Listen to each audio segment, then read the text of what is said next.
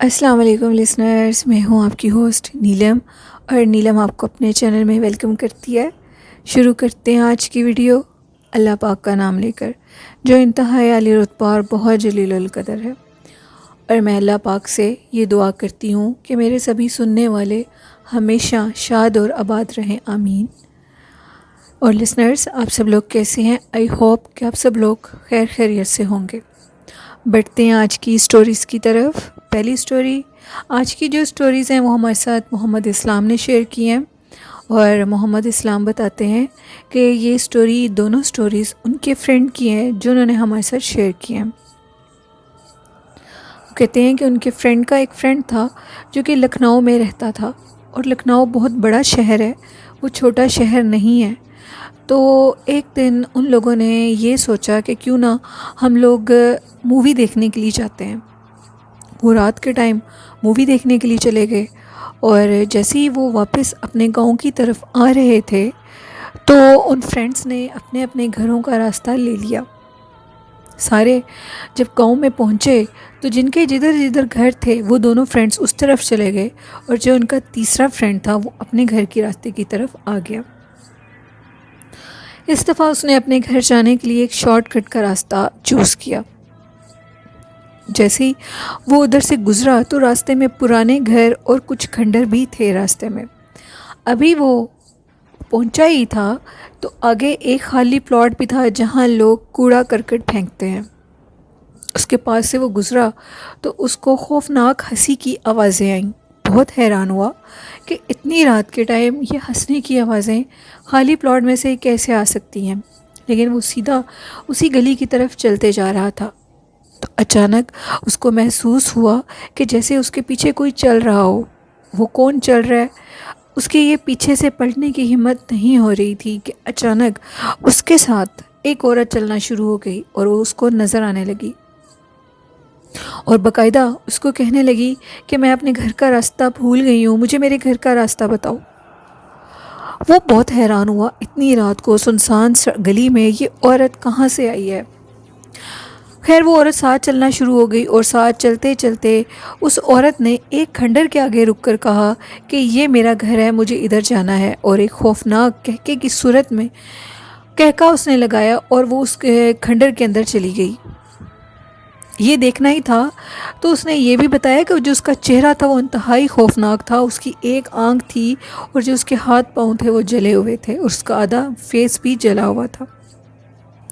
وہ پتہ نہیں کس طرح اپنے گھر تک پہنچے، اور جیسے ہی وہ گھر گئے، اور انہوں نے یہ بھی بتایا کہ جیسے ہی وہ کھنڈر کے اندر داخل ہوئی تو میں نے بھاگنا شروع کر دیا، اور تھوڑی دیر کے بعد انہوں نے پیچھے سے دیکھا تو وہ عورت مسلسل ان کے پیچھے بھاگ رہی تھی۔ اب وہ جب اپنے گھر میں انٹر ہوئے تو وہ بے ہوش ہو گئے، اور اس کے بعد جب ان کو صبح ہوش آئی تو ان کے ماموں بھی ان کے گھر پہ تھے۔ انہوں نے یہ سارا وقوعہ اپنے ماموں کو بھی بتایا، جس پہ ان کے ماموں نے کہا کہ تم نے غلط راستے کا انتخاب کیا تھا۔ وہ کھنڈر اور پرانے گھر، وہاں پہ ایک چڑیل کا بسیرا ہے جو کہ ایک خالی پلاٹ میں رہتی ہے، اور جو بھی رات کے ٹائم ادھر سے گزرتا ہے وہ اس کو اپنا آپ ضرور ظاہر کرواتی ہے۔ یہ سٹوری محمد اسلام کی تھی۔ شکریہ محمد اسلام، آپ کی سٹوری بہت اچھی تھی، ہمیں بہت اچھی لگی۔ محمد اسلام کے فرینڈ کی یہ سٹوری بالکل ٹرو ہے۔ لاہور میں ایک ایسا دربار ہے، اس دربار سے پہلے ایک خالی گھر آتا ہے، اور وہاں پہ وہ کہتے ہیں کہ دربار کے ساتھ آگے کر کے قبرستان بھی ہے۔ وہ چڑیل یا تو اس قبرستان میں رہتی ہے یا اس خالی گھر میں رہتی ہے۔ جو بھی اس دربار والی گلی میں سے گزرتا ہے وہ چڑیل باقاعدہ ان کے ساتھ آدھی رات کو گاڑی پر کوئی ہو یا موٹر بائک پہ ہو، وہ ان کے ساتھ باقاعدہ بھاگتی ہے، اور وہ لوگوں کو نظر بھی آتی ہے۔ جب تک اس گلی میں سے لوگ گزرتے ہیں رات کے ٹائم، وہ چڑیل ان کے ساتھ کالے لباس میں سے ساتھ ساتھ بھاگتی ہے، اور جو وہاں سے پیدل جاتا ہے وہاں پر ان کے ساتھ ان کو وہ نظر بھی آتی ہے بیٹھے ہوئے کالے لباس میں، اور ان کو تنگ بھی کرتی ہے۔ یہ بھی ایک چھوٹی سی سٹوری تھی، کافی عرصہ پہلے میرے ایک لسنر نے میرے ساتھ شیئر کی تھی، آج مجھے یاد آئی تو میں نے آپ کے ساتھ شیئر کر دی۔ بڑھتے ہیں دوسری سٹوری کی طرف. یہ بھی سٹوری محمد اسلام نے ہمارے ساتھ شیئر کی تھی. محمد اسلام کہتے ہیں کہ یہ سٹوری بھی لکھنؤ کے ایک میرج ہال کی ہے جو کہ کافی پرانا میرج ہال تھا. وہ کہتے ہیں کہ وہاں پہ ایک سویپر کام کے لیے جایا کرتا تھا. جب اس کے کام کی باری ہوتی تھی تو وہ جا کر واش روم بھی صاف کیا کرتا تھا اور باقی بھی نیچے سے صفائیاں وغیرہ کیا کرتا تھا. ایک دن ادھر ایک بارات آئی ہوئی تھی اور لکھنؤ کافی دیر تک کھلا رہتا ہے وہ شہر, اور ادھر کے جو میرج ہال ہیں وہ بھی رات کو 11 بجے تک اوپن رہتے ہیں.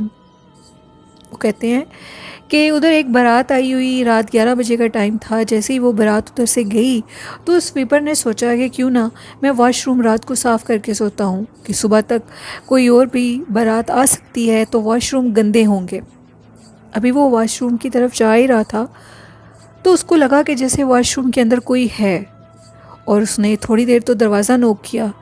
اس کو محسوس ہو رہا تھا کہ جیسے واش روم کو اندر سے کوئی یوز کر رہا ہے. 15-20 منٹ گزرنے کے بعد اس نے جیسے ہی دروازے کی طرف ہاتھ کیا تو دروازہ خود بخود کھل گیا. اندر کوئی بھی نہیں تھا. اس نے واش روم کو صاف کیا اور صاف کرنے کے بعد وہ اپنے معمول کے کام پر چھٹی کر کے چلا گیا.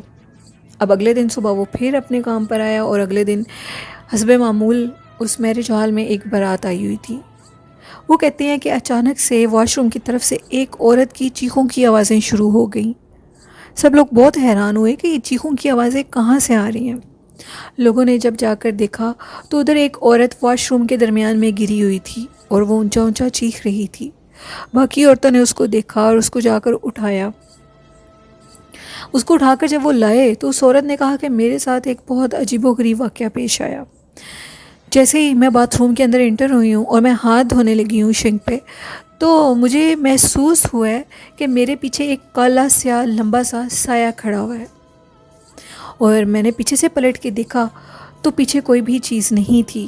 وہ سایہ بالکل واضح تھا. میں نے جلدی سے دروازہ کھولا اور باہر جانے لگی.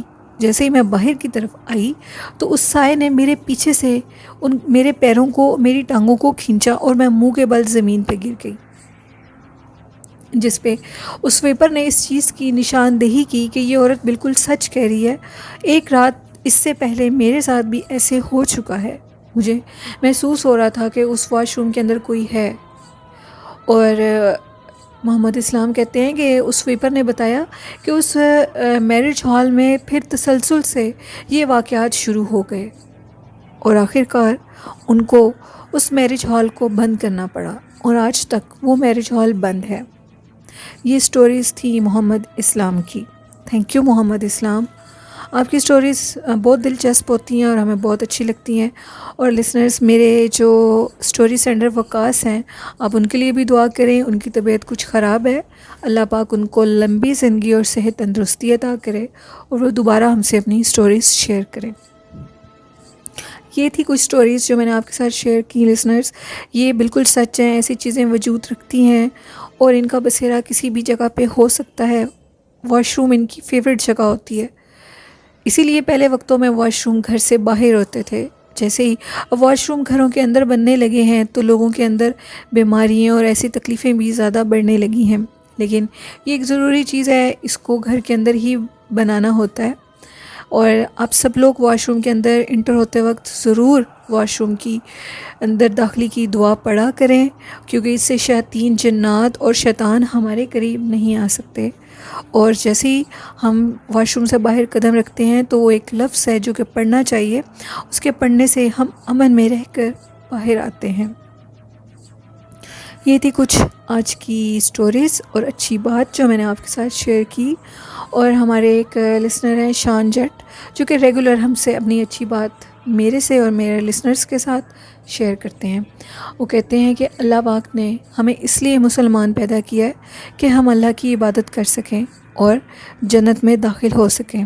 اس لیے ہم سب کو اچھے کام کرنے چاہیے تاکہ ہم اللہ پاک کو یہ دکھا سکیں کہ ہم اللہ کے نیک برگزیدہ بندے ہیں اور اللہ پاک ہمیں جنت میں اعلیٰ سے اعلیٰ مقام عطا کریں. آمین.